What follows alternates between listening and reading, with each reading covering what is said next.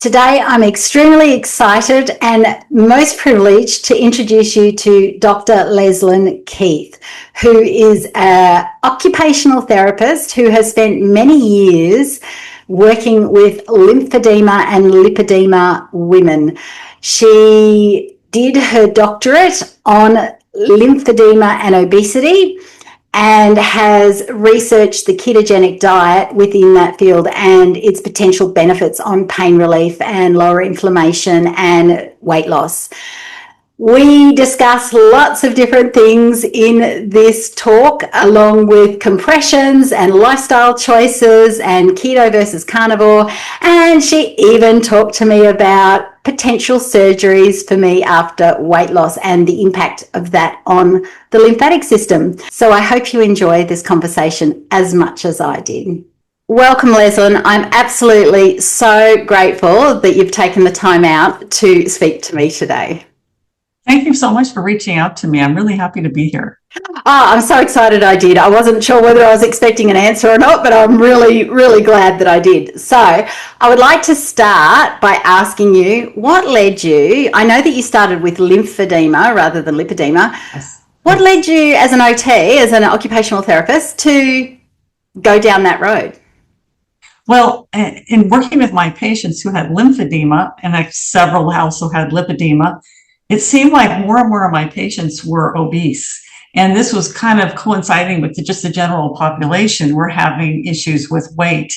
And when you're trying to reduce the swelling, it's almost like it just doesn't work as well when you're also fighting a comorbidity of obesity. So I had no idea what to do to help, because obviously eat less and move more wasn't working for most people.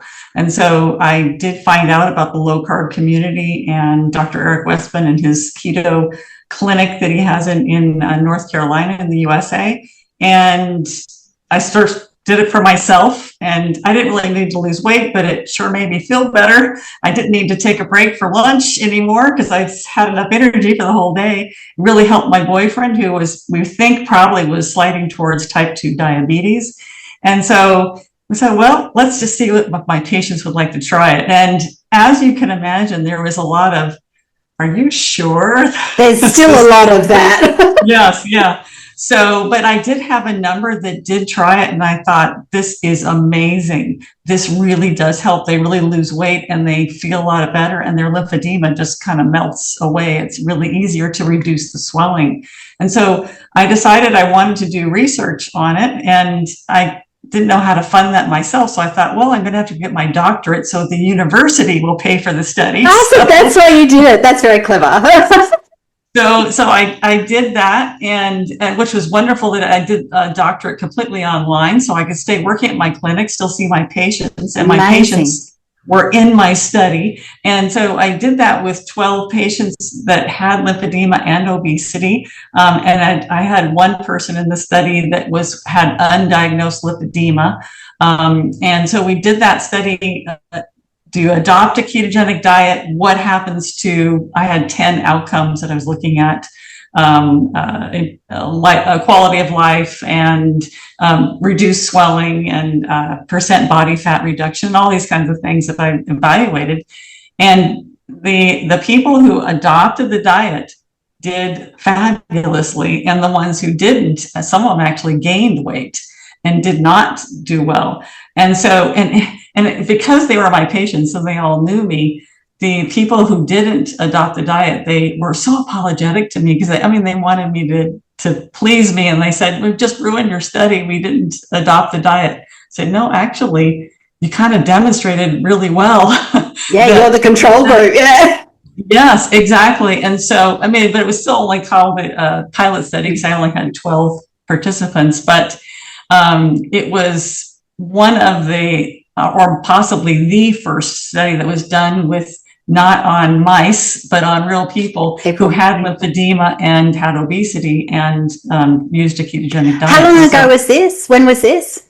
I completed the study in 2015, and it was published in the Journal of American Lifestyle Medicine in 2017. Okay. So you were aware of lipedema when you said there was one lady in there that had lipedema. Yes. So yes. Okay. But no one in our area to diagnose it. I told her, I think you have lipedema, but I wasn't a doctor. I couldn't diagnose. And so, and she is actually one of the most adherent to the diet, and to this day is doing fabulous with it. But I was presenting the results of this small pilot study at a National Institutes of Health meeting in Bethesda, Maryland on lymphatics. And I had a poster for it, and I had my poster of all my results. I was one of only maybe 3 studies out of 50 or so that was with people instead of mice. And so people coming by and looking at my poster, and I had a little Post-it on it that said, "Help me do more research. Ask me how." So a woman, Catherine Sayo, who's from Lipedema Simplified, walked up to me and she said, "Would this work with lipedema? I mean, they say that, diet and exercise does not work with lipedema. What do you think? Would this work?" And so that meeting was in 2016. And unbeknownst to us, Dr. Gabrielle Farber in Germany had already for 10 years been using a ketogenic diet with all of her lipedema patients. Gotcha. She just hadn't published much. And so we didn't know it. And we said, "I don't know that anybody's tried it. Let's try it." And we just started doing it informally, like a meeting over Zoom, and said, "Hey, I want to try this thing. Do you want to try it? I'll give you the guidelines from Dr. Eric Westman. It's what he uses for his clinic, and maybe it'll work for lipedema." And so people took it and ran with it. And we had people contacting us and going, "My pain is gone. Wow. I've lost weight in my lower body for the first time ever in my life." And all these amazing results. And it wasn't even with, virtually no guidance at all. Yeah, they were just doing this. Just the basics. And they were fabulous at it, and I think this women with lipedema are the hardest working and most adherent to anything that if there's any hope. I will agree with that from myself and everyone I've met so far. Absolutely. Yes. Yeah. And so, if I had the opportunity to do another study, I would love to do it with women with lipedema, because I know that they are going to absolutely adhere to everything to the letter. And it would be, and you could tell there's been, at least more than probably a dozen studies, case studies, clinical trials, randomized clinical trials with patients with lipedema testing this diet just in the last 10 years, and it is amazing, and they're showing that it has fabulous results. So for those watching that for some reason are not aware of what a ketogenic diet actually is, can you give a cliff note on that one? Absolutely. And I don't know if you're familiar with Dr. Benjamin Bickman. Oh, yes. Yes. And he has written notes on his particular video on that. Amazing.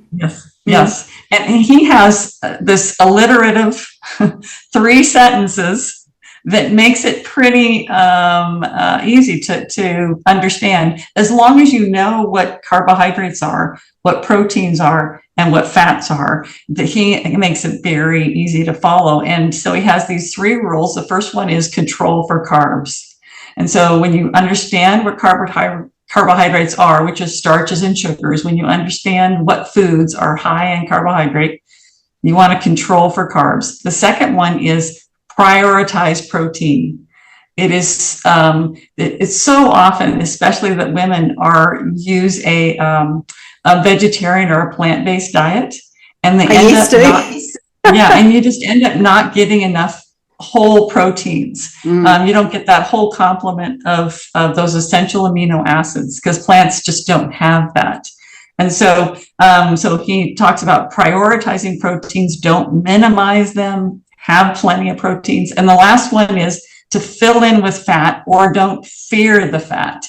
We don't have to have a super high fat diet like we do if you're trying to control seizures or if you're trying to fight cancer. In this situation with lipedema or simple obesity, a lot of times we can use the body stores of fat to be the fat part of your diet. So you don't have to eat a whole lot of fat. Now, if you like fat, it's probably not going to be bad. eat a lot of fat, but you don't have to. And someone coming to me that has always enjoyed a plant-based or, primarily plant source diet finds it very difficult to all of a sudden go to a very high fat diet. And luckily it's just not necessary to do that. So first is figure out what the carbs are in your life. If you tend to eat lots of bread, lots of pasta, lots of rice, lots of potatoes, those are like the 4 big ones in the US. So you're figuring out what those foods in your diet that are the high protein, and you're trying to minimize or even eliminate those. And then you want to find what the good protein sources are, and I would like people to focus on those animal source proteins that you enjoy, that you will eat. And so then fill in with any plant sources of protein, but let's first find some good animal sources of protein, and then the sources of fat you like. And we do encourage people to eat, if you're eating animal sources of protein, have the fat that comes along with that. Don't trim off. I do struggle with the fat on meat. I have to say, I don't mind chicken skin, but that doesn't really. I can do butter. And I do that because the gristle and the fat on meat makes me gag.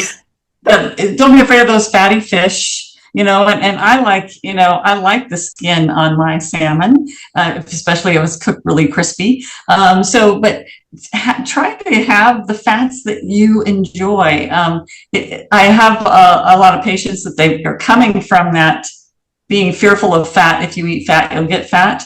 And so, just looking at if you have some plate of scrambled eggs and it's kind of swimming in butter like I like it, that just seeing all that butter on their plate is repulsive to them. So don't step right to that. Bit at a time. Ease into that. You don't have to have a lot of fat to start out with, but you will start finding you really enjoy it. I do. I never thought for a second that I would be the person to eat a little, I have little battens of it cut up in a little dish in the fridge so that I can just take a little bit at a time. And I don't think I could ever steak and butter girl, chomp on a big thing of butter. But those little bits besides steak, I'll cut up the steak because I have sort of eye fillet or fairly lean steak, I'm going to say. And I have that on the side. And I never thought in a million years that a bite of steak and a bite of butter would be insanely good to me. Just so tasty. So on that point, so you've got the ketogenic diet, which does include low carb fruits and vegetables. Does it include fruits? Berries, maybe? So so I would say ketogenic is not going to include any fruits and nuts. Okay. Zero, because it's simply too hard to stay below that 20 grams of carbs per day if you have fruits and nuts. But if you're going to use low carb, maybe you're going to start with some kind of just level of carbohydrate restriction. And they say that up to 150 grams per day of carbohydrate is still considered a low carb diet, because the standard diet is more like 250, 300 milligrams of carbohydrates a day. So, and they did a really nice study out of Poland where they had a group of women with lipedema, one using moderate carbohydrates up to 150 grams and the others using more ketogenic. They both improved in their lipedema symptoms. Both of them did. It's just that the ketogenic group did more. And so, what we like to offer women with lipedema is it depends on what the severity of your symptoms are. If you have 7 out of 10 pain all day, every day, you're probably going to want to go keto, because that is going to diminish within the first 2 weeks. But if you really don't have much pain at all, you're more of a, maybe as far as the severity of your fat deposition, you're more of a stage 1 or a stage 2. You may prefer to start with a more moderate carbohydrate diet to not be as drastic, and kind of gradually ease into more and more carbohydrate restriction. As your carbs go down, we tend to start eating more protein and fat, and you start enjoying it more and more, especially when your symptoms keep reducing more and more. But it's totally fine to ease into it. Yes, I agree. And, just from neural pathways perspective of like, you can't jump from here to here. You've got to get your brain used to, oh, this is the way I eat now. Do keto supplements, so like the ketones that you can take now, because I see them everywhere now, do they have the same effect? Like, because to me, if you're going to take the ketones and still keep eating the carbs, that's kind of like, to me, Yes. Yeah. And I do not, we actually did a small pilot study on this. It was more of like, we called it citizen science, because we didn't go through an IRB and all that kind of stuff. We just had someone with lipedema said, we're going to try some exogenous ketones, and we're going to give you a bunch of surveys to do some baseline measures. And then as you're doing the exogenous ketones, we're going to measure those outcomes. You are going to measure the outcomes and see how it's going. And we had Siobhan Huggins, a colleague of mine, she presented the results of this little citizen science experiment at Dave Feldman does a citizen science conference in Las Vegas every year. And so she presented the results there. And it was pretty remarkable that, and these were people that were not necessarily eating keto, but they probably were low carb. And so I think that probably makes a difference, because exogenous ketones, when you're still eating high carb, is not likely to raise the ketones in your body. Your body's not going to be using them.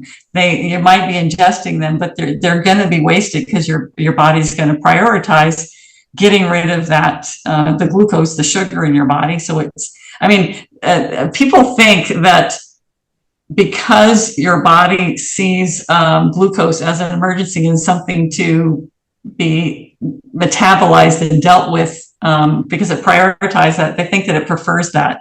And no, I think it's because it's something that is dangerous to leave around. We got to use it up. so that's your body will use you'll use the glucose. Well, if you have alcohol, if you drink alcohol, you'll burn that first, then glucose, and then it'll start to use fat for fuel. And if there's none of those things to be had, then it's going to start using your proteins for fuel and start degrading muscle to get those proteins.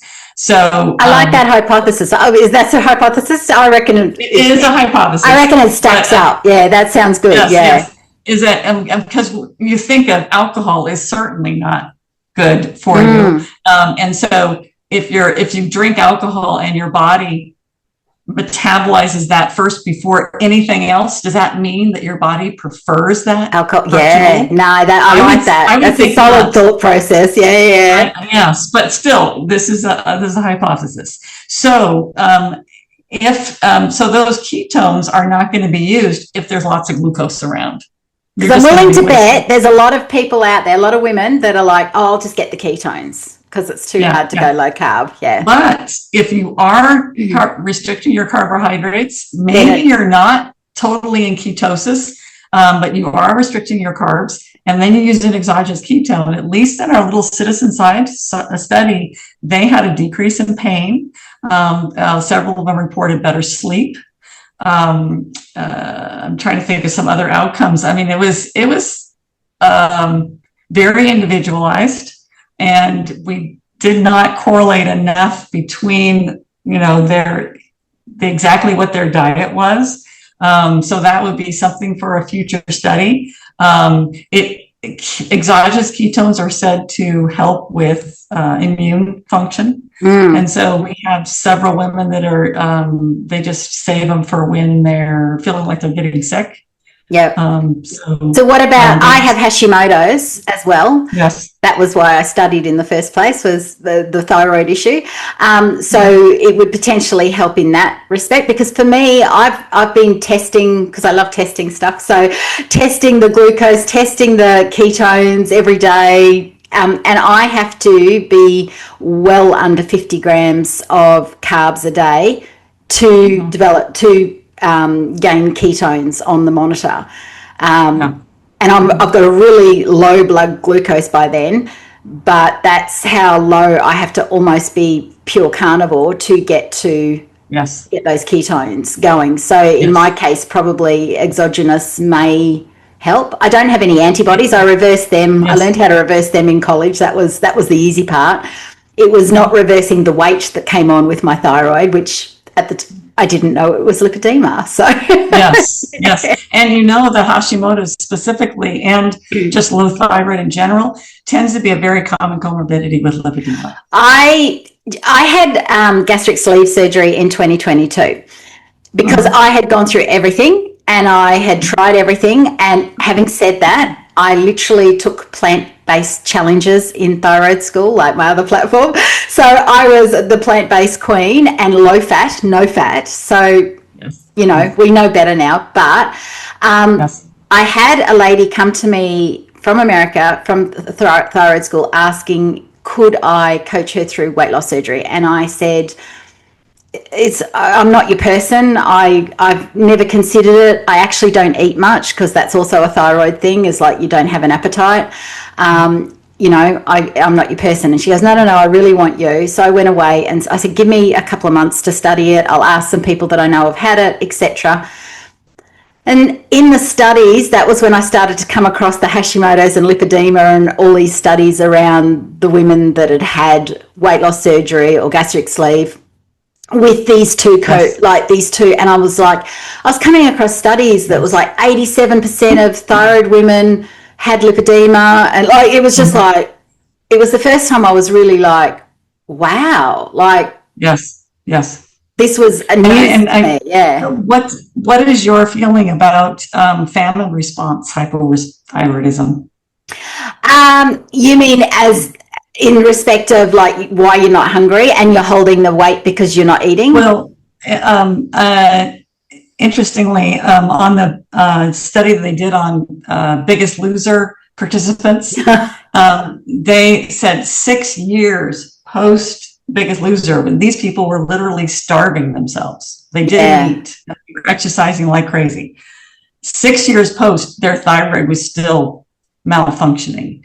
And so what the theory is that when you put yourself into what your body perceives as a famine, the thyroid, downregulates, slows everything down, because we got to save this person from dying. So we're going to slow the metabolism down, cause them to keep their weight on, even though they're not eating. And so, with that, I just saw that outcome of that study, how these people were so deranged, so dysregulated, even 6 years after putting themselves through that. And I think about the lipedema ladies who are so intent on trying to lose this stubborn fat. And many are probably using starvation diets. And are they kind of going through that type of situation like we see with people? I mean, I can just imagine a lot of lipedema ladies doing starvation diets for a long time. Oh, absolutely. And I had to go through quite a everything that I know so far, and I still don't know everything. It's just like this constant learning process. But when I came across these studies, and I found studies where the weight loss surgery did help lose everything that wasn't lipedema fat, and I said to my husband, I think I'm going to do this. And he was like, well, you don't eat anything anyway, so what have you got to lose, right? So you don't even notice it. I know. So, but to me, it was like worst case scenario. I knew very low calorie diets impacted the thyroid, and I thought, well, I'm already on a very low calorie diet because I don't eat much. So I figured that was my worst case scenario. That was the outcome. That where I'd been trying to reverse the thyroid need for medication, because as I said, I reversed the antibodies years ago. I thought, if I just can get off this need for medication, it was like this thing for me. And so I thought, well, if I'm going to have weight loss surgery, I'm going to have to let go of that and go, well, I could be on medication for life. So I sort of I just went, but you know what? I have literally, as we said before, done everything. I did the Gerson therapy for 2 years. While I studied, I was vigilant. I did everything. I've written recipe books on it. I did the lot. And it changed nothing. I've been on 20-day green juice fasts, changed like, so of course, now I know, why. But the funny thing is, as soon as I had weight loss surgery, because the surgeon I went to, I said to him, because most people over here in Australia, like trying to get a diagnosis, I'm lucky that I had this oncology masseuse say to me, oh, no, that's what you've got, because I would never have known otherwise. But the weight loss surgeon that I went and saw, I said to him, I have this thing called lipedema, expecting to have to explain it. And he goes, yeah, I've heard of that. And I went, really? And he goes, yeah. He said, my understanding it's something to do with a missing peptide in the gut. And I went, I've never been able to find anything about that. But that was his understanding. And he said, weight loss surgery, there's something that happens with the removing the ghrelin and the leptin and the hormones in the gut when you cut away that part of the gut seems to interact with that. And that was it. So true, false, no idea. That was the conversation. And I was like, okay, radio. Went in, but I went into this surgery going, you know what, I've literally done everything else to perfection, except I hadn't done carnivore because that was not in my head as a space. And without fail, though, for the first, I'm going to say 5-6 months, I was still plant-based. I lost 1 kilo a week without fail. And it blew my mind because I'm like, why am I losing weight now? Like I'm eating, like in those first little while, I'm eating next to nothing, like a cup a day kind of thing. Yes. But as time went by and I was eating sort of more like I would normally eat, I was still losing weight. And I've lost 60 kilos, like 130 pounds, right? So it just kept going. But then I got to a point, we were going on holidays and my husband was getting FOMO. He was like, I need to lose a bit of weight to go to Bali. And I said to him, well, the last time you lost a lot of weight, we cut, because he doesn't eat veggies anyway, my husband. And I said, well, you just cut out the crap and you were just eating meat. So maybe you should do that again. And then my now naturopathic mind went, oh, is that safe? Because the last time I did it, I was not a naturopath or a clinical nutritionist. So I had to research it, and then all of a sudden I'm seeing all this carnivore. Oh, it's got a name now, carnivore diet. Yes. And then I started going down this rabbit hole of seeing things like Dr. Berry's wife, and I'm like, hang on a sec, what's going on here? And so I tested it. It was 3 weeks before we went to Bali. So I tested carnivore because I thought, I may as well just eat what he's eating because I eat next to nothing anyway. Right. And instead of 1 kilo a week for those 3 weeks, so I had a baseline, and I can like prove it on my tracker. Like there's a baseline, like 1 kilo a week. I lost 2 to 3 kilos a week. Yeah. So 3 times as much. Yeah. Yes.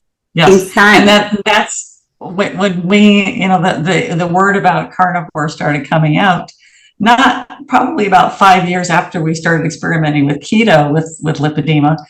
The word about carnivore came out, and several women in the community said, hey, I'm going to, I lost some with keto when I started, but it kind of seems to have plateaued and I want to lose more. So I'm going to try this carnivore. And once again, once they sign on to it, you can't find people that are more adherent to trying something out and really giving it a try. And it for some, it works spectacularly well. I think it is very individual. There are some that are going to be still always plant-based, but they're going to throw in, maybe some dairy, maybe some eggs, maybe some fish. And there's going to be others that are going to go, I'm great. I'm going to have a steak every day, and that's going to be good.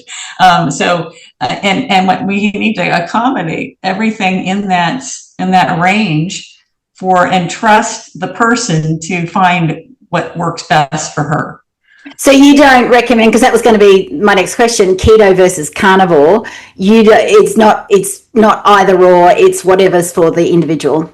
Yeah, what you feel will work best for you, and what this paper that I'm publishing, hopefully going to come out in the next month with Carrie Reedy, who's a nutritionist in Australia, and my colleague Siobhan Huggins.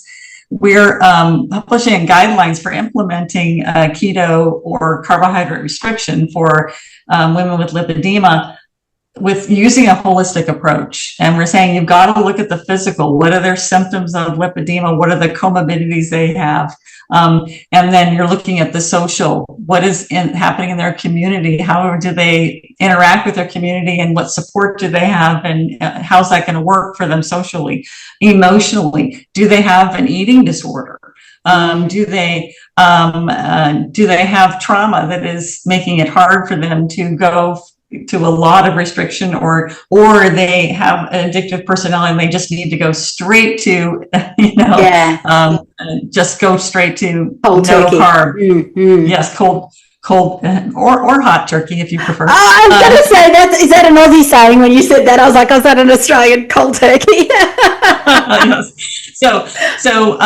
So we take into that, and then I forgot. I think those are the main ones: social.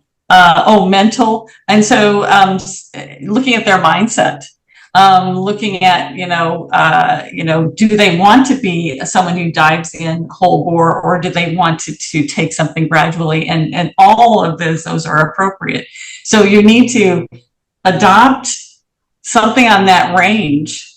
It's all carbohydrate restriction, but is it going to be more carbohydrates and more plants? Or is it going to be less carbohydrates and more animal sourced? Anywhere on that spectrum, we help them find that place that is going to work best for the whole person, not just looking zero into the lipedema symptoms. Yeah. Oh, that's amazing. So on that point, where is the rest of, what's the biggest pushback? What's the biggest pushback for people, like when you say that you need to be low carb, you need to remove this? What's the general, when people are like, yeah, right, or no, I'm not doing that, like, why? What's the reasoning behind that? Mm-hmm. Yeah, and I would say it's more from their family, friends, and their healthcare providers that's coming from. Yeah. So, and if you don't have lipedema and you don't understand what it is like to live with lipedema, and you don't understand that you're willing to do anything. I was willing to have weight loss surgery, which I never considered. Yes. So, yes. Yes. And so if you don't understand that, you can't understand why someone would choose a way of eating that is so opposite from the general public. I have one patient who had lipedema, and she was suffering a great deal from it. Her husband was a vegan, and he was a moral vegan. Oh, no. It's not like he was using that just to be healthy. It's worst case scenario. And so to try to even bring in animal sourced foods into the home, it was offensive to him. And so she eventually decided that her marriage was more important than doing something for her lipedema, because he absolutely could not understand that. He was maintaining his weight fine, and he was healthy by eating the way he was. Why couldn't she? Yeah. And of course, it's morally, he felt like he was on the high road. So that was not, she was not able to work through that. Now, there's all ranges in pushback, and I think a lot of families are just that, okay, well, you do you, but I'm going to do me, and I'm still going to eat all these other foods. And I'm sorry that if my food in the house is going to be tempting to you, but I'm going to, eat my way. And so it's not as supportive as it could be, but at least they're not obstructive. Yeah. They're not trying to sabotage what the person is doing. They support them in going ahead and do that for your condition, but I'm not going to participate. But I've had, for instance, when I did my study with people with lymphedema and obesity, and they're using a ketogenic diet, and I took all of, a huge amount of measures. They did blood work. And they tested their thyroid levels. They did all this blood work prior to, and they did body composition and everything like that, and pain levels and everything. And so I had this one patient that we reported to her doctor on how she did on all of the outcomes. With adhering to this diet, everything was better. everything. And so she goes to her doctor and she shows that, and her doctor says, that is great. Could you add some more plants to your diet? Oh.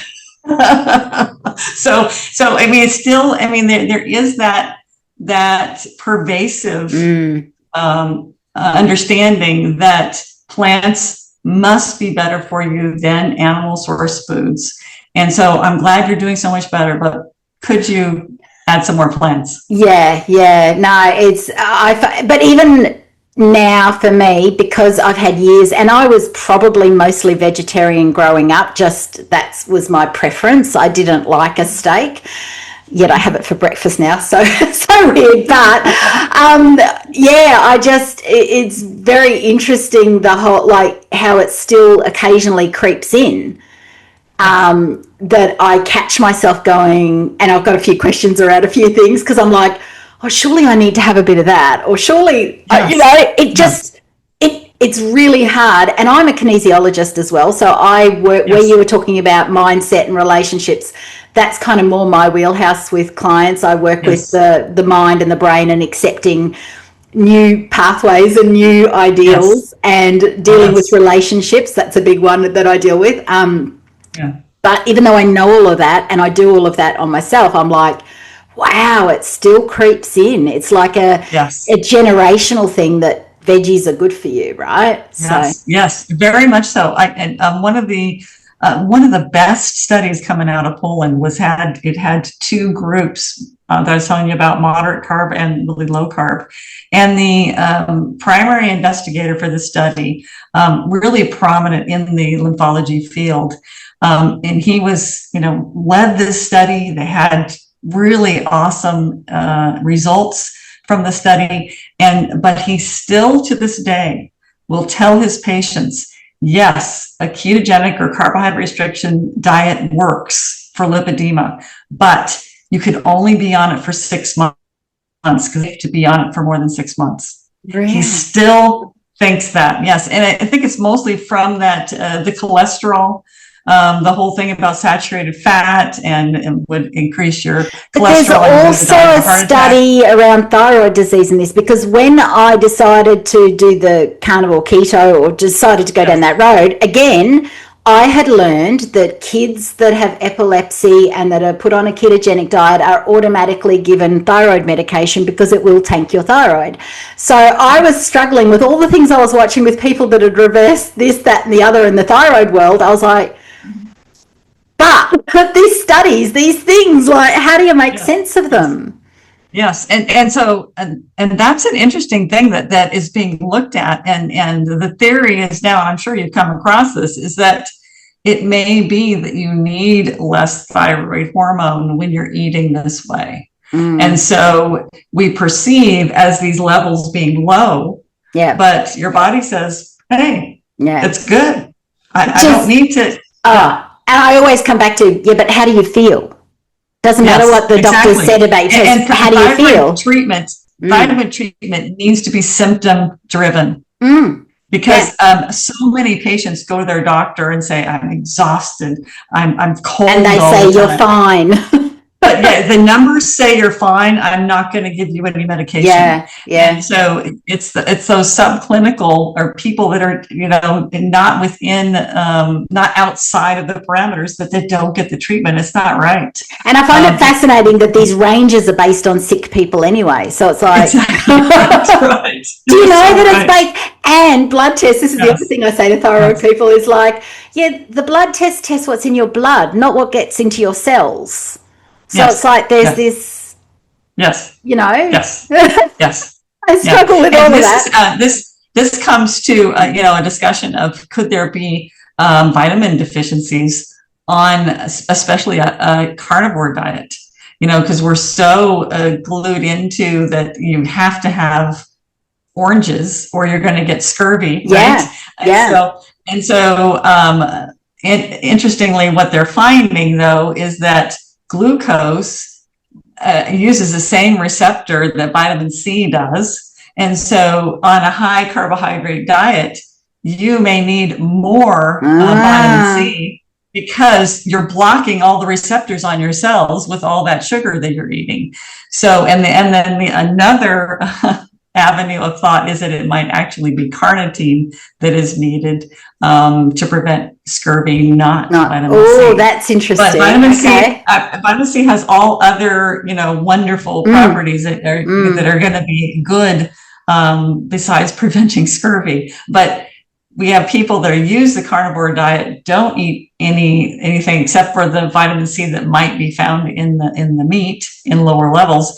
And they're not getting scurvy. They're not getting bleeding gums. Well, so, I'm not even, and as a weight loss surgery patient, I should be right from the get-go. They're like, you got to take your vitamins, you got to take this. But, this was from a dietitian who told me at 6 weeks post-surgery to go out and try pizza, sushi, chocolate cake to make sure that I could eat them. Oh, my gosh. And I was a good girl, even though clinical nutritionist, I was like, oh no, I'm going to do the right thing. I'm going to do what I'm told and go to see the dietitian because that'll be interesting for me, right? It was like, come on. And she's sitting, and that was the last session I had with her because I'm sitting there going, it was right before Christmas. And she's like, oh, just so that you know what you can eat at parties. And I'm like, but I don't eat that stuff anyway. Like, no, you're going to end up with this, that, and the other if you don't make sure you can eat all of these things. So, oh my gosh. Yeah, we're being taught. And I have not actually, in the beginning, I had a supplement called Vital Greens. It was a powder, and I would mix it into a pureed pear. And that was my only, but then once I swapped to carnivore, probably even before that, the only supplements I've had, and it's been 3 years since my surgery. I only now have ginkgo for my brain because it's amazing. I have ginkgo. I have a ThyroCap, which is a Panaxia brand that's just got tyrosine and iodine and coleus and a couple of things in it. And what else do I have? There's something else. Oh, every now and again I'll have hawthorn for my circulation. That just sort of, sometimes I do, sometimes I don't. That is it. I do not have multis. I do not consume, and I am fine. Like, I have got all the energy in the world. So to me, it's like, that's really interesting that on carnivore, I literally do not feel like I don't get tired. I don't feel like I need to, do whatever. Right. And I think it is, I enjoy getting my blood work done just for the heck of it, to see what the different numbers are. I mean, my LDL is high. That stresses me out, but I'm like, it's okay. It's all good. I've got thyroid disease, which automatically makes it higigher. It's in the family. It's all the things. And if they want to write me a script, I let them, and I'm going like, thanks for that, and I don't fill it. But I think it is interesting to do the blood work and knowing that you're eating in a way that is outside the norm, and doing the blood work and being able to show your physician, see, I am fine, actually. Well, I've reduced my thyroid medication 4 times since going probably carnivore. I reduced it once after weight loss surgery, but then the other 3 times is since being carnivore. And I've never felt better, honestly. Like, I'm clear, I can think, fabulous. I'm motivated, all the things. So it's like, it changed my world. And I do slip in, I'm human like anyone else. I'll have things. And in fact, I'm going to do a video on this because a couple of weeks ago, I'm, how do I say this, cleaning stuff out of the cupboard at the moment. And there was oats in there, organic oats that I'd had from before. And I was like, I don't want to waste it. And I had blueberries in the freezer. So I thought I'll make myself a little oat blueberry compote thing. The next day, right, and I only had probably 3 teaspoons, like nothing. I was just like, oh yeah, that's still tasty, The next day I had a really red eye, like a sty kind of, but not a sty. I had videos to do, so I had to go get drops for these eyes. I was aching all over. My weight went up 2 kilos, so nearly 5 pounds overnight. And my weight is really rock solid stable now. It might go up and down 100 grams or something. So all these things happen just from 3 teaspoons of oats So that kind of blew my mind. And that is the kind of thing that is, I don't get worried when people go off plan and they have that strong of a reaction, because that is they can see the cause and effect and they go, well, I'm not going to do that again.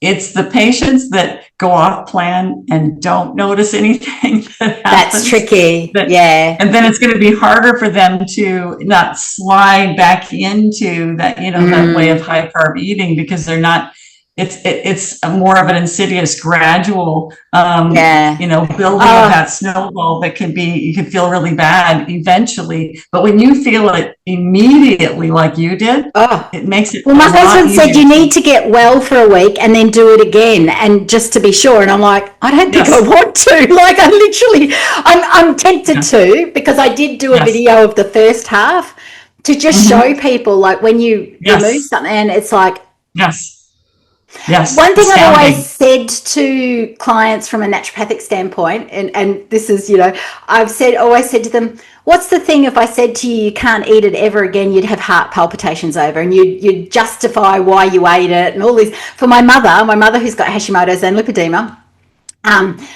for her it was nuts and seeds. She was like, but she has arthritis in her fingers, and this was years ago. And I said to her at the time, if you cut out those nuts and seeds you have for breakfast with that muesli thing that you say is so healthy with your rice milk and all this rice milk, right? I just realized she had rice milk for years. She's carnivore now. She's very strict. Wow. Yeah, she would justify 5 ways from Sunday that no, the nuts and seeds are healthy, And we went to Bali that particular year. My brother renewed his vows over there, so the whole family went. And because she was staying in the same hotel as us, and I was having the Asian breakfast at and I said, and she decided she'd have the Asian breakfast with me, so not her nuts, seeds, muesli thing. Her hand pain went away within 5 days or something. Oh my gosh. Just removing those. So I've always said to people, if I said to you, she's carnivore now. Yeah. She feels great. She goes, the minute she strays from that, her hands start to hurt again and so on. Yes. But I've always said to people, if I said to you, you can't have that anymore, it doesn't matter whether it's wild blueberries or nuts and whatever it is, what's that thing for you? And they'll say it and I'll go, that's the thing you have to give up. And without fail, it was the thing causing the pain. Oh my. It's an interesting experiment I've run over the years. It's like anyone that was willing to do it, without fail, they'd come back to me and go, that was the cause. And I'm like, we hang on to, it's like we get an addiction to that chemical that we can't let go of. And we justify that, no, that's the thing for us. Right? Yeah. And I've talked about other people that have had, things like debilitating migraines, and they figure out that it's chocolate that is, or whatever, something that is seems to be triggering the migraines. And even though they know that works, it's really hard to give up that one thing. Yes. Yeah. And that's why I studied kinesiology, because I saw that mismatch of, okay, it's one thing for me to say to thyroid people, give up gluten. But if your favorite memory is with your grandma eating white breads and tomato sandwiches at the kitchen table and she's passed away, you're not going to want to give up those white bread sandwiches, because that's your memory, that's your attachment, but you don't realize it is. So that's, because we're feeling people. That's why it's hard. But the food thing, I love carnivore for like cutting through the crap and using it as an elimination diet to go. Yes. And I always, this is a suggestion that people can try, is that carnivore is an elimination diet. And so you can use it as a temporary thing. I would suggest that you're still going to be on some range of keto and carbohydrate restriction, but doing even just 30 days of carnivore could be transformative, and it's worth trying that. And I found that if you word it that you're going to start like this is an elimination diet, that people are more receptive to, it's not a long term, 4 weeks without veggies is not going to harm you, it gets past that, I can't do that. Yes, exactly. And then, you know what? A lot of them decide to be on it long term on their own. That's right. So, that's all it takes, right? I don't have to say anything. Yes. I love that. Now, I want to ask you about salt because I saw everywhere when I started digging into this. So this was a year or two ago now. I started digging. It was like, no salt, no salt. And I'm like, oh, but what about electrolytes? What about, and then my head said, well, surely that's just more, if you remove the processed foods, that's the salt that we don't want. So what, and I saw a video of yours and I went, oh, I hope this is true. Like, talk to me about salt. Well, and because I work with people with lymphatic disorders, they have swelling. Yeah. And the first thing they think is, I've got to cut out salt. Mm. And that is actually the opposite of what they need to do. What they got to cut out is carbs. And so what happens is that insulin when you eat a high carbohydrate diet and your insulin goes up, insulin directs your kidneys to hold on to salt. And that can exacerbate swelling. But if you are eating low carb, well, you end up peeing a lot and you lose the salt as you pee. And low salt is way more dangerous than high salt.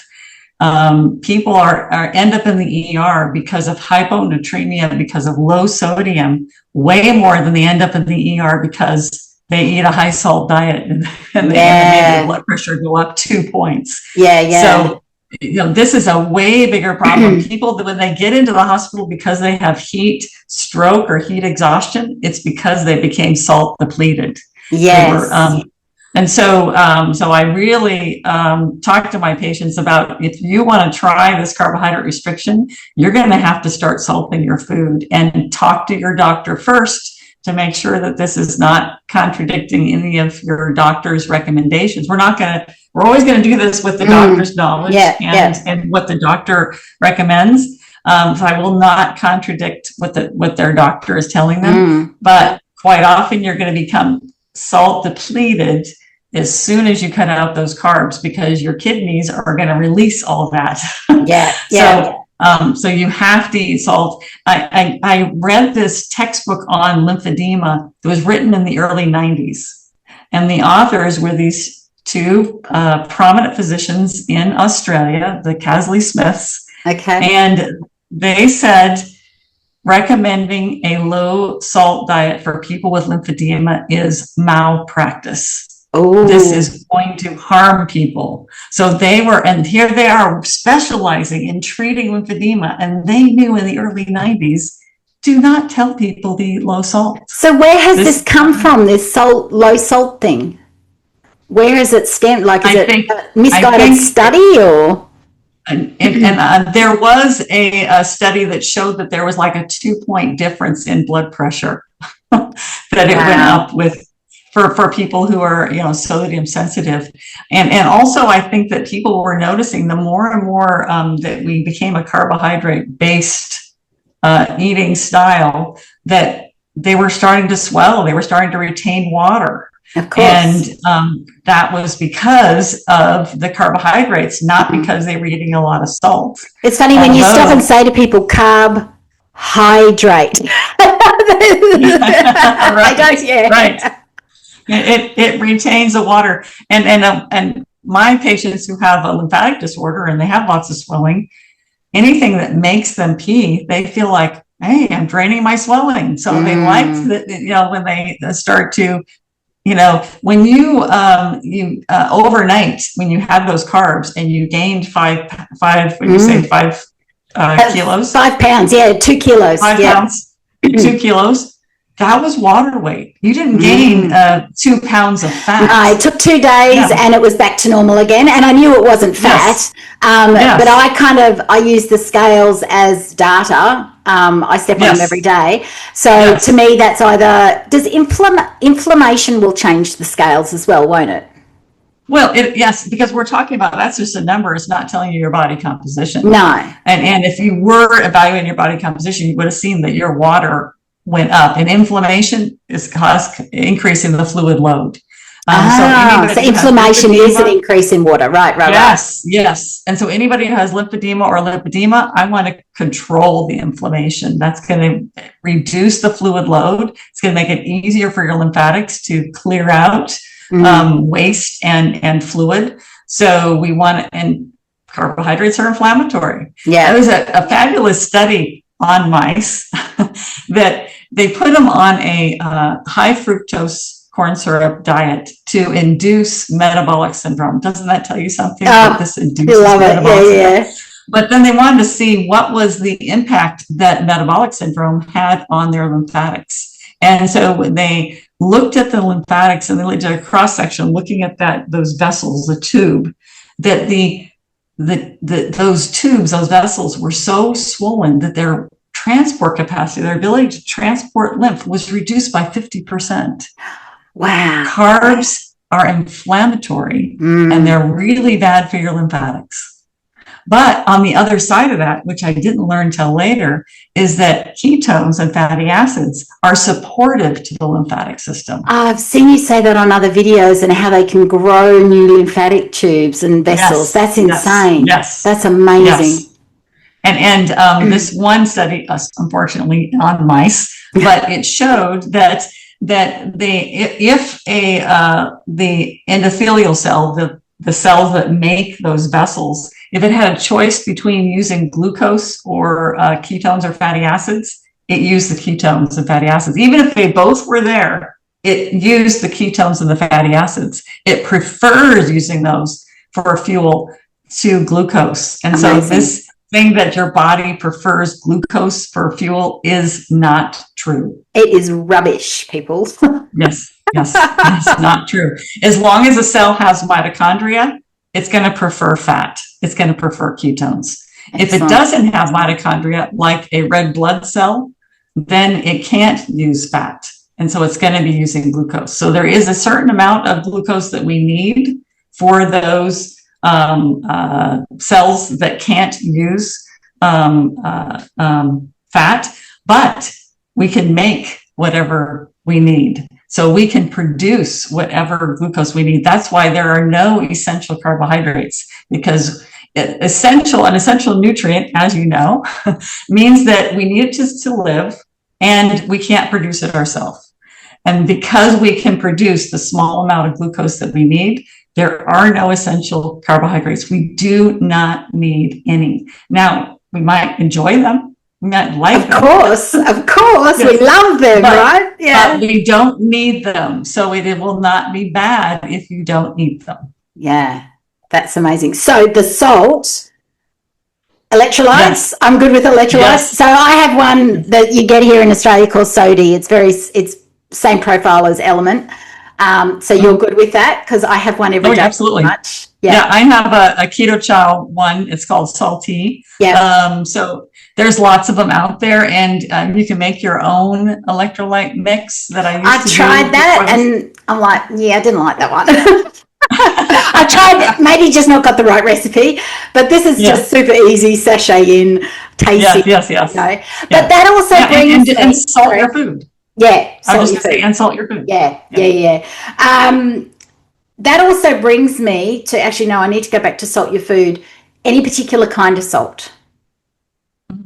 I prefer just plain salt. And after being for probably about 10 years using pickling salt, which is just salt, it doesn't have any of the minerals, or, like you get the Himalayan salt or the Red Sea salt or whatever. It doesn't have any of those other minerals that are in it. It's just salt. And so when then I have some other salt, like at a restaurant, you have some Morton's iodized salt or something like that, it doesn't taste as good. Right. And I like a lot of salt. Which means, to me, that means when I crave salt, I'm probably low. Really? In salt. So that makes sense. Load up on it. Yeah. So I prefer just pure salt. I would stay away from the iodized salts. Oh yeah, that's not in my world. Yep. I get when we travel, like Bali has got salt, and we actually live where I live here in Karratha. Salt is one of the big exports here. But I actually use it's Bali salt. It's from their salt fields in Bali, and you literally buy it, and it's kind of dirty, and it's like big chunks because they don't process it in any way, but it's got the most amazing flavor. So that's the salt I use.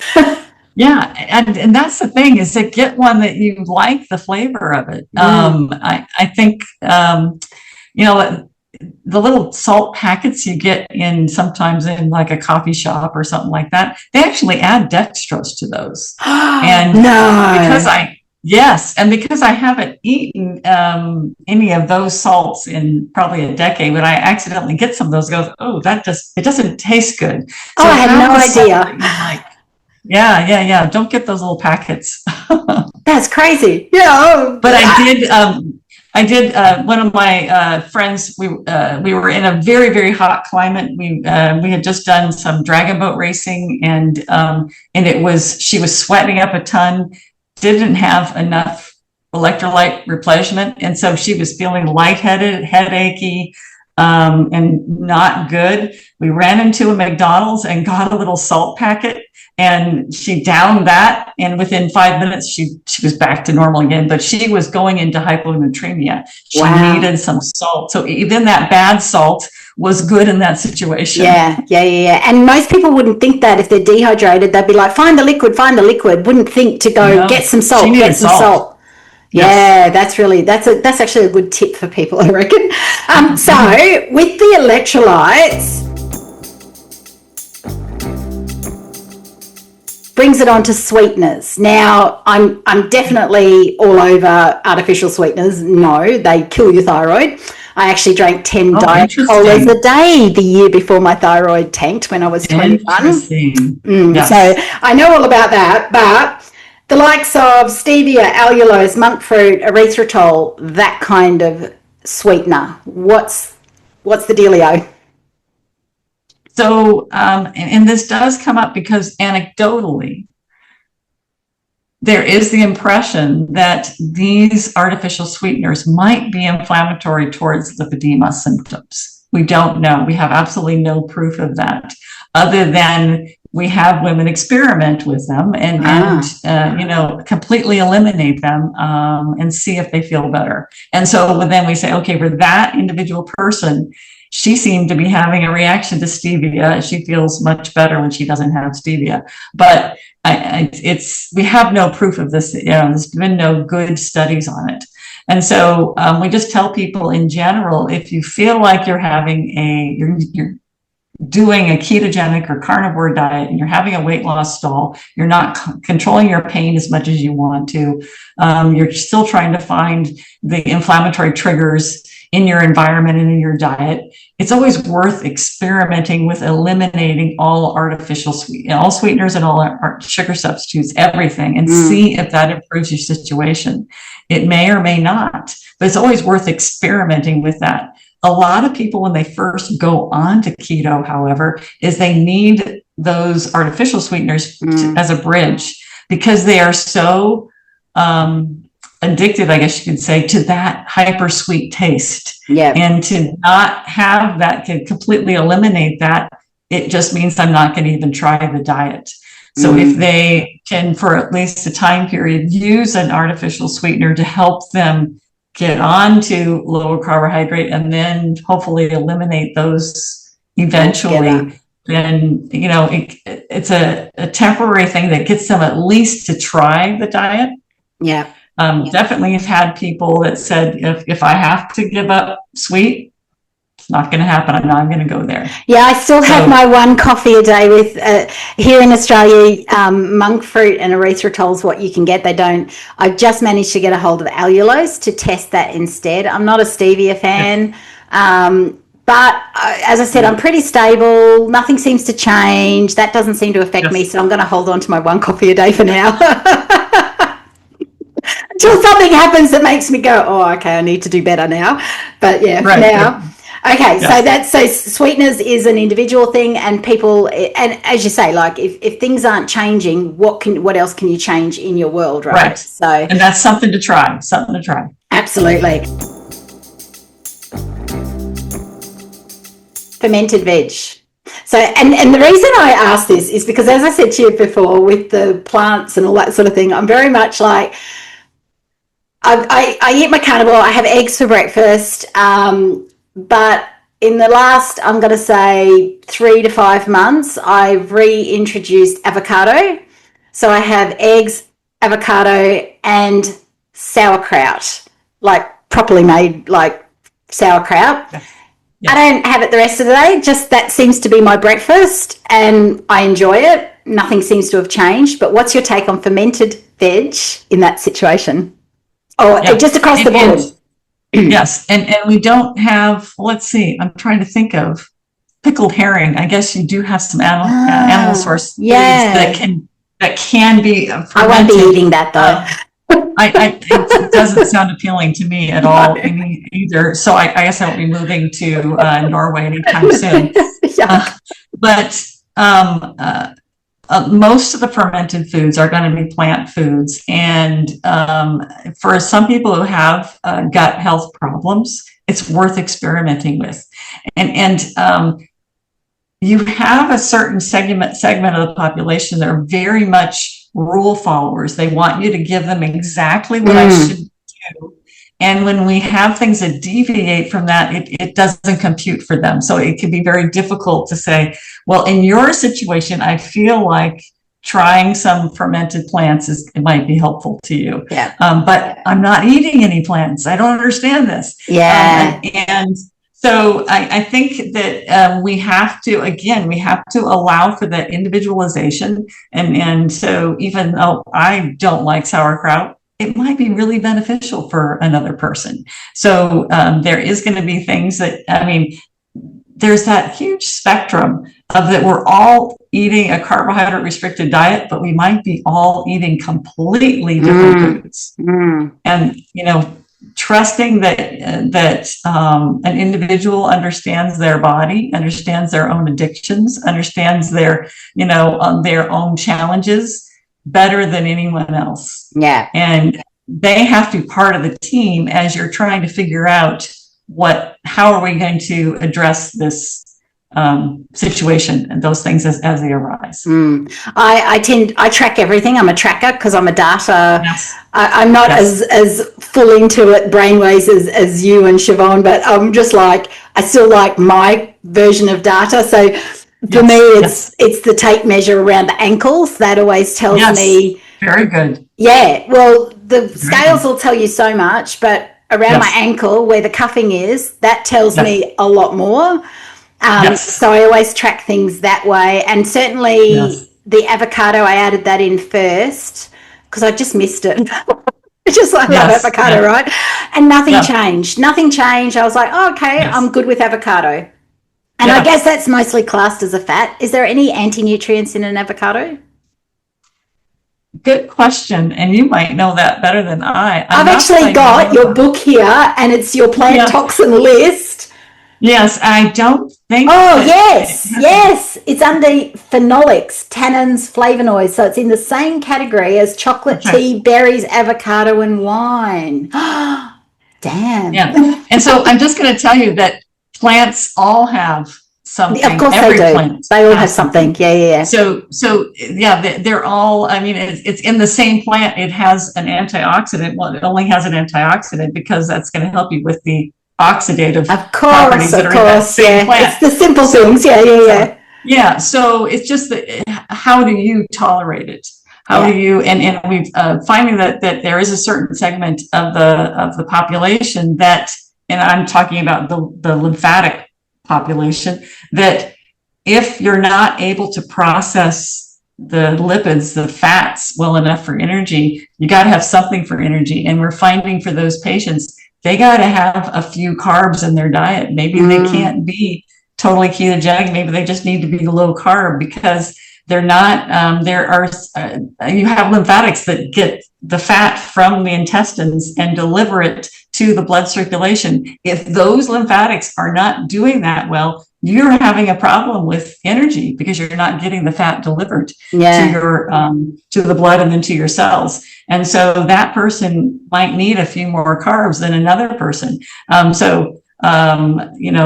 would recommend have some pickles and see what have happens. Some avocado. Actually, that's really interesting. Yeah, that's right. And that's really interesting because that particular group of plant toxins in your book, page 126. Anybody got your book? Thank you. It's a great book.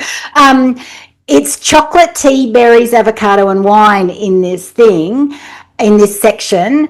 And I'm actually great. I'm fine with tea. I don't have it often. I'll have an Earl Grey every now and again. And I'm fine with berries. I only eat wild blueberries that I keep in the freezer every now and again. And I'm actually fine with chocolate, as long as it's plain chocolate with nothing, like there's no repercussions the next day. If I decide tonight I'm going to have, I don't know if you have 12 chocolates, it's just chocolate, there's nothing else in it. Like a baker's chocolate or something. Yeah. I'm not sure, we don't have those, but it's like a flake. Do you have a flake? Okay, yeah. Just but chocolate. It doesn't have any, no sugar or anything added, just the cocoa. No, this one has the sugar. Okay. So it's not like pure chocolate, but every now and again I can have, as long as it's not every day. And it's like, and I'm talking, every now and again. So it does not affect me. So it's interesting, that whole plant toxin section I don't seem to have a problem with. And I rarely drink wine, so I couldn't speak to wine right now. But but the rest, and so that's really interesting. That particular, I'm like, as long as I don't have them daily, weekly, or even monthly, I'm good. Right. Yes. Yeah. And I think that is the thing, is that depending on your conditions and what you're trying to manage, you may need to be very, very strict, or you can get away with stuff.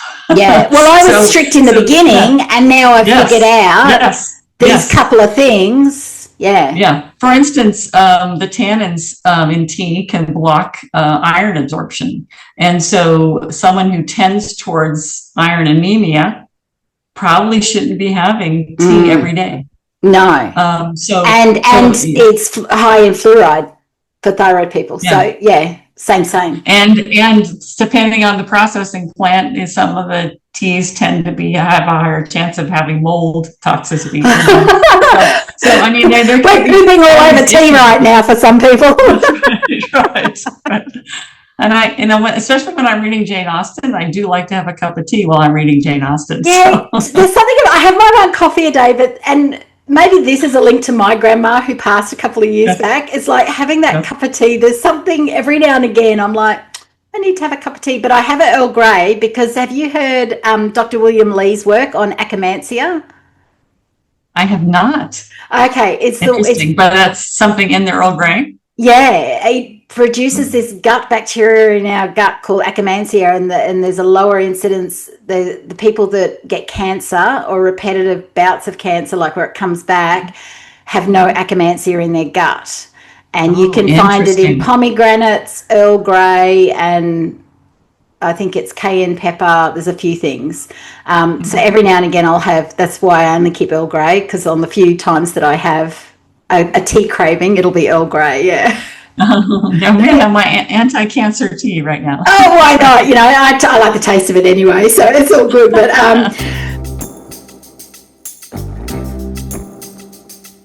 lifestyle interventions. Now, as an OT, what do you like? The compressions. I've actually ordered my first pair of compressions, and they arrived. They're 25, is it millimoles of mercury? Is that how you say the pressure? Millimeters of mercury. Millimeters, right, okay. I've been saying that wrong. So they're 25, so I've ordered them. I have not tried them on yet. So I've never worn them. Because I didn't know about it, really. I didn't dive into this whole world until probably a year or two ago. So what's your take on that sort of thing? So if you have lipedema without any lymphedema, you don't have swollen ankles and feet. So it's if you're that person that really is, your ankles and feet are not involved, and you have pain. Does that include the cuffing at the ankles? Yeah. So typically, if you have any cuffing, it's going to stop right there, just above your ankle. Yeah. Okay. And if you have pain, compression can help with the pain.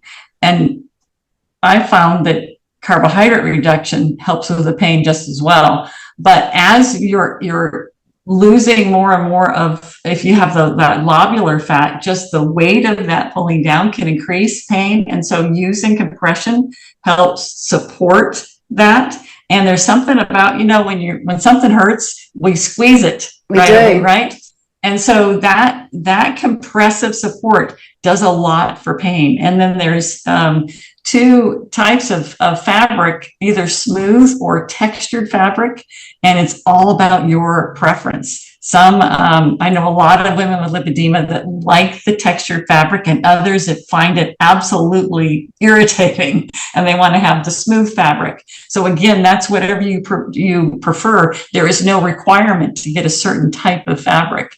And then the highly elastic is going to be less compression, less supportive, but a lot easier to get on. Yeah, I'm going to say that's why I haven't tried it yet. I'm looking forward to that. And the stiffer fabric is going to give you more support and more pain relief, but maybe more difficult to get on. The really stiff stuff is usually custom. And so it's built exactly to your measurements, which means that it's not that difficult to get on because it's built for you and not for the general person with lipedema, which we know there isn't really a general person. Not at all. There are a lot of different shapes and sizes. So I generally, if a person has never worn compression before, I usually would go to a lower compression, which you have, is a 25. Yeah. And I might even go down to a 15. Okay, because their other brand, I've ordered the brand Fanka, Fanka, which I think are from the States. And I ordered that one, and I actually emailed them and said, the pretty ones, the really pretty ones. And she said, they're about 15 to 18, the pretty ones. So that means I could potentially order those as well. I a lot of times I would start with that, and it's kind of like the diet. It's compression you need to ease into, and see if that's for you. It certainly is not for everybody, but that person that at the end of the day they tend to have really swollen feet and ankles, that person probably would benefit from having some kind of compression on. And I would think about getting it in two parts. I like to use, if you feel like you need a compression all the way up and you want to have support on your hips as well, I would get a capri length, waist high capri length, maybe just goes to mid calf. And then use a knee high stocking. If you're going to be on your feet all day and you're one of those people that tends to swell on your feet at the end of the day, then you have your knee highs that you can cover that area to give that support. But if you're not going to be doing, something where you're going to be on your feet all day, if it's not particularly hot and humid out, you might just wear your capris. Yeah. There's two questions I have there. And one of them is, I've always, ever since I've started looking into compressions and stuff, I've had this that makes no sense to me. And when you listen to normal lymphatic prep, on the internet telling you how to improve your lymphatics or whatever, no tight things. Yet here we are using compressions. So we don't want that pinpoint constriction. So it's localized, is what you're saying. That localized compression. We want to spread the load evenly everywhere, and we want it usually to be more compression towards your feet and ankles and less, and it's going to naturally do that just because we tend to get bigger as we go up. And so that is going to helps everything, the lymphatics as well as the venous return, helps it fight gravity and go up your legs. And then at the end of the day, you don't have that swelling because you're able to return all that with some gentle support. And I think you really need to be gentle when you're first starting with it. And you get it on in the morning before you have any of that swelling. And so when you take it off in the evening, you still don't have any of that swelling. It's been able to support all that during the day. So even having just firm leggings is a good start? I definitely, people do start that just doing leggings. Absolutely. If, one of the symptoms of lipedema is you can be hypersensitive. I mean, just even a light touch may cause pain. And so you think about putting on really firm, stiff compression garments when you have that kind of skin sensitivity, you're thinking, no way, I'm not going to do that. Yeah. So So I think it's very key to be gentle with yourself to start with, especially if you have that kind of heightened sensitivity in your lipedema areas. Okay, so that makes sense to me now, because I was like, what? This makes no sense. So the other thing is, now I've heard you say on other videos that the fluid in lipedema is what attracts the fat, or is it the fat that attracts the fluid? Which one is it? So this is so interesting, because lipedema and lymphedema kind of end up at the same place, but they start in a different place. So lymphedema, like you've had lymph nodes removed for breast cancer, now you get swelling in your arm, that starts with fluid, and the fluid attracts or causes the extra deposition of fat. They end up getting a lot of fat in their arm, not just fluid. So now you kind of got, it's kind of in that same place of extra fat, just like we have with lipedema. Lipedema starts with fat proliferation. This decreases the circulation. And so we got venous and lymphatic fluid that starts to pool with gravity, and that causes more fat to be deposited, but you kind of end up in that same place with fat and fluid, and actually fibrosis. There's a great paper that just came out, I think just last year, that talked about, I think it's called something like Tales of Fat, Fluid, and Fibrosis. And this is what's happening in both lymphedema and lipedema. They're ending up at that same place, but starting from a different place. So the compressions, do they help that process of not, the fluid not pooling? Is that, and therefore attracting more fat? So it's helping with that return, both venous and lymphatic return. And so there's plenty of women with lipedema that do not get the swollen ankles and don't get the swollen feet. So they're not having a lot of fluid pooling down in that area. So they are someone who may not need that support as much as others. But if you venous disease is just like thyroid, is a high correlation with lipedema. A lot of women with lipedema have that problem with chronic venous insufficiency. And so that support for both venous and lymphatic return to help get that back up to your trunk is going to cut down on the pain. It's going to cut down on when you retain all that fluid in your lipedema tissue, it hurts. It causes that heaviness, that achiness. Yeah. And so when you add that compression, by the end of the day, hopefully you don't have that achiness feeling. But we're also finding you cut the carbs and you don't have that fluid load either. So I know. Yeah, no, it's quite, the way it all works together is quite lovely, but insane at the same time. How you can, what you put in your mouth or don't put in your mouth can actually, and you see people, and I see this a lot, and I say this a lot on all my platforms. You can't, it's the things you do every day. It's not the big thing. Like, I've been to India, the south of India, and spent 4 weeks in an Ayurvedic hospital, being waited on hand and foot and all the things. That didn't change the dial in my health. It's the things you do every day. So it's understanding when you need compressions and when you need, the food you put in your mouth that you do 3 times a day. Dry brushing, vibration, I was going to say, do they all help? Yeah, they all help. Yeah, and I actually like dry brushing also for that person who has that heightened sensitivity that just sometimes that light touch is painful. And so starting out with dry brushing may help you tolerate compression later.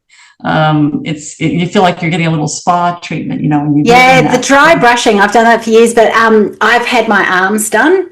You can't quite see, but so I've had my arms done, and to get the feeling back in them, so that was a year ago I had them done. To get the feeling back, it was the dry brush over and over and over again that brought the feeling back and then took the numbness away. Skin surgery. Now, I've had my arms done. In the coming years, I have got a lot of excess skin because I'm 54 and, lipedema and weight loss, massive weight loss.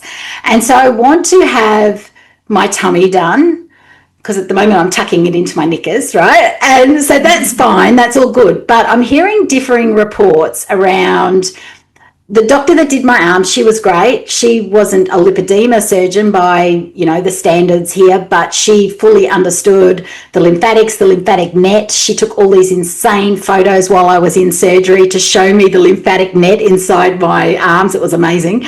But she suggested to me, she said, oh, you need a lower body lift, a 360. Because, you know, the back of, you know. And then I said to a physio that was giving me manual lymphatic drainage massage, she said, oh, no, you shouldn't go right round because of your lymphatics. But my understanding was that when your lymphatics go around the back, they actually go sort of more internally rather than along your skin line. So what is your take on the idea of having a 360 as opposed to just a tummy tuck and a separate situation? Yeah. Well, interestingly, I've seen people who just have, for instance, they had a hysterectomy or something, and they just had or even a reconstruction for breast surgery after a mastectomy, and they take the area from the belly, and they have a scar that goes kind of hip to hip, and it created a bit of a dam, and they started to get fluid buildup. Below there, it was supposed to drain towards their groin, and it just wasn't. But that's the superficial drainage. In your trunk, it is the major drainage is through the thoracic duct, and that's deep. It's right along your spine. That was my understanding. That was why I was like, oh, surely. And so, but yes, the superficial drainage is going from your waist down. It's going towards those nodes at the front of your groin, and above your waist, it's going up to your armpits. So yes, there could be some disruption to that superficial drainage, but it's not going to obstruct the deep drainage through the thoracic duct, and that's where your legs are going. They're ultimately getting into that deep drainage to go out of your legs. So the women I've seen on the lipedema pages here in Australia that have had a 360, had a lower body lift, and their legs have ballooned, I'm going to suggest that they don't do anything else in the way of low carb eating. Yes. Because I figure if I'm doing all of the other things to support the deep breathing, support my lymphatic health, that should not happen. Because I've said that before. It definitely, I mean, you know, anytime we have surgery in the trunk, it can disrupt our flow through that trunk.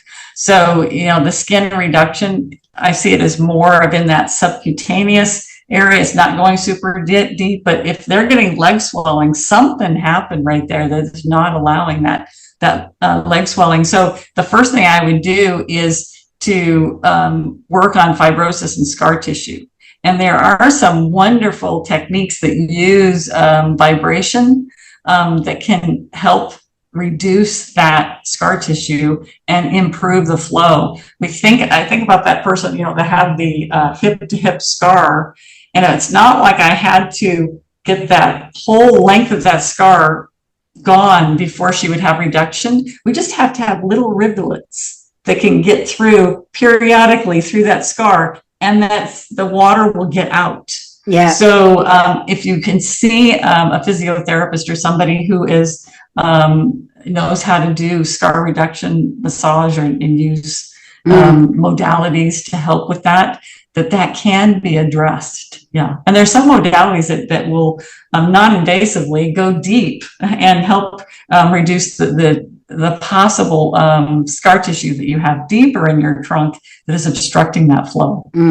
So you don't see an inherent issue with doing a lower body lift. It's how you address it afterwards. Yeah, and I think it also it's really important what your metabolic health is going into that.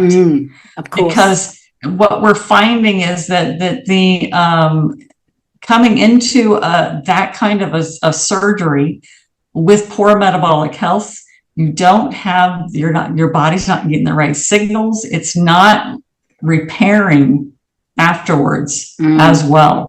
It's actually causing more fibrosis and more scar tissue to be laid down. And so I think that is the deciding factor, is how you go into the surgery, how metabolically healthy you are in the surgery. I'm writing another paper right now with some colleagues that we're talking about before you go into cancer treatment. If you are more metabolically healthy, you probably will drastically reduce your chance of getting lymphedema. Because the only reason you get lymphedema is that because your body cannot recover from the trauma of having radiation therapy, of having lymph nodes removed.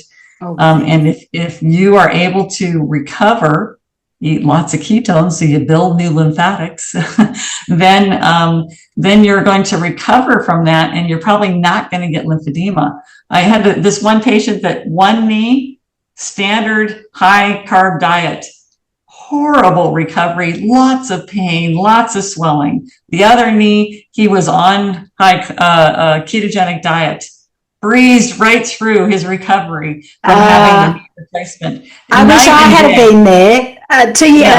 2020, so before weight loss surgery, before I really understood the impact of lipedema, I had a double knee replacement. I was 49. Oh, we got them both done at the same time, because I'm practical, and we had to go down to Perth for 5 weeks, and it was like my husband had to take carer's leave, and we had to get accommodation.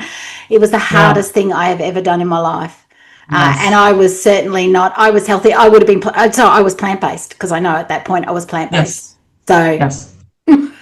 It was night and day. Yeah. And I do believe that, if someone wants to do that kind of 360 type of surgery, set yourself up for success. Make sure that you're metabolically healthy, and you're going to support the recovery from that surgery. Perfect, because that's right in my wheelhouse. Right.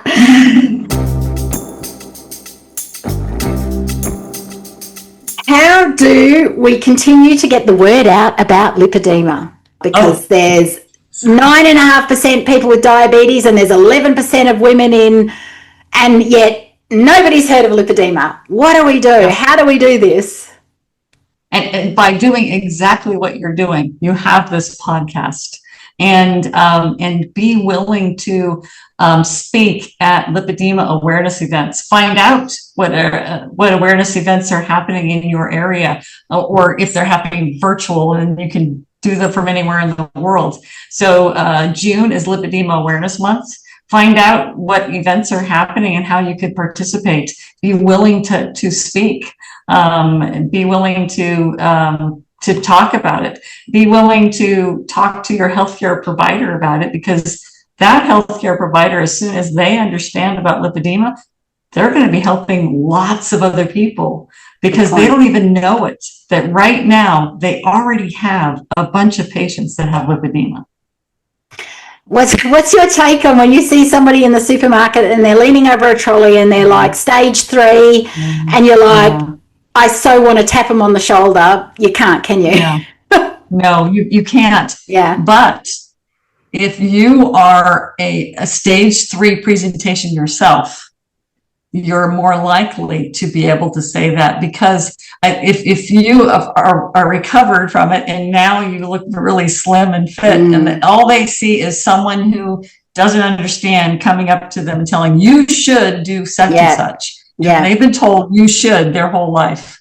But if you've discovered this newly yourself and it's working for you, but you still have an outward appearance of a later stage lipedema, you can walk up to people and you can tell that woman, I understand. I'm going through the same thing myself. I found something that works. Here's my information. Give me a call if you'd like to know about it. All right. And you're listening, do that, because I so want to tell people, but I understand. And that's why I put a before and after on all my thumbnails, so people understand. I've been there for most of my life, not just a little, most of my life. This is new. This is new. And it's like, but like anything, I understand if I eat the processed foods and I use the seed oils and I am sedentary and all that sort of thing, well, then it's going to come back. just sometimes just being able to walk up to that person and say, I know what you're going through. I've experienced myself. And you know what? It's not your fault. Oh, that's the biggest thing. Just telling them that, not that you have the answer and that they should do such and such. Just letting them know it is a disease. It's not your fault. Let me know if you want to know where to get a diagnosis. Yeah. Yeah. Oh, insane. Right, we need to all talk, but also we need to highlight that Leslyn has some amazing courses and books on her website. Do you not? Yes, I do. I have 2 books about using a ketogenic lifestyle for healthy lymphatics and to manage lymphedema and lipedema. And then I also partnered with another occupational therapist, Robert Erkstrom. We made lymphatic lifestyle solutions. It actually came out of my little pilot study using a ketogenic diet as well as other lifestyle changes to help you manage your weight and lymphatic disorder. And now it's offered virtually. Kind of we made it into this during the lockdowns, during the COVID crisis. And so, and we thought, we're reaching a lot more people this way. We might as well just keep it virtual instead of just having it in isolated clinics around the world. And so that's what we do, is we do offer it online, and you can get support for managing your weight and your lymphatic disorder using a ketogenic diet. Excellent. I will put all the links down below as usual, so you can find everything you need to find. And if you had one thing you wanted to say to all women with lipedema, what would it be? Be gentle. Yes. Don't be so hard on yourself, and take care of yourself and be gentle. It is okay to go slow. Go at your own pace and be nice to yourself. That's what I would suggest. Beautiful. Leslyn, thank you so much for joining us today and for shedding some light on so many things that I had questions over, the salt and the sweeteners and all that kind of thing. So appreciated, and we will see you again soon. Yes, thank you so much for having me. I hope I can come down to Australia someday and meet you in person. That would be amazing. Thank you so much. Okay, bye-bye.